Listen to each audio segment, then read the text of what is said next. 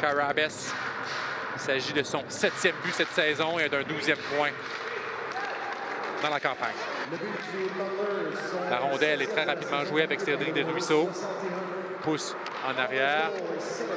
La rondelle va être remise jusqu'à Bianco, mais ça va aller jusqu'à Serencits.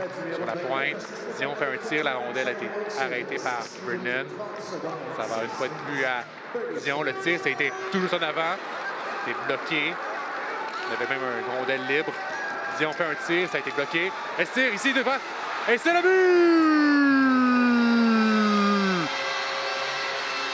Le carré creusé. Cédric Desruisseaux marque.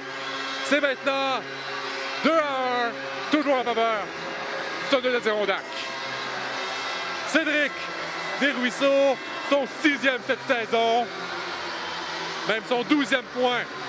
Alors que la rondelle était disputée tout juste devant la cage de Brennan, la rondelle n'avait pas franchi le fond du filet. Et ça va être Cédric Desruisseaux qui va pousser cette rondelle afin d'inscrire son 6e but.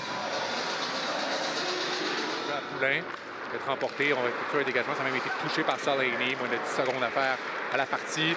C'est Poulain qui va la prendre et effectuer un donné à pousser. Dunlap n'aura même pas le temps de faire un dernier tir. Et ce sera ainsi que la rencontre va se terminer. C'est 4-1 en faveur du Thunder d'Adirondack.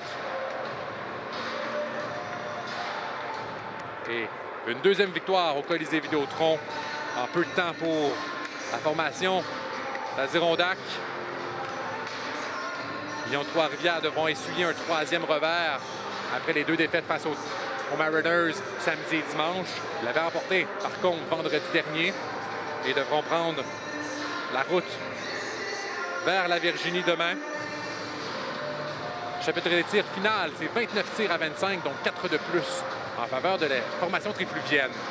Mesdames et messieurs, merci beaucoup d'avoir écouté le match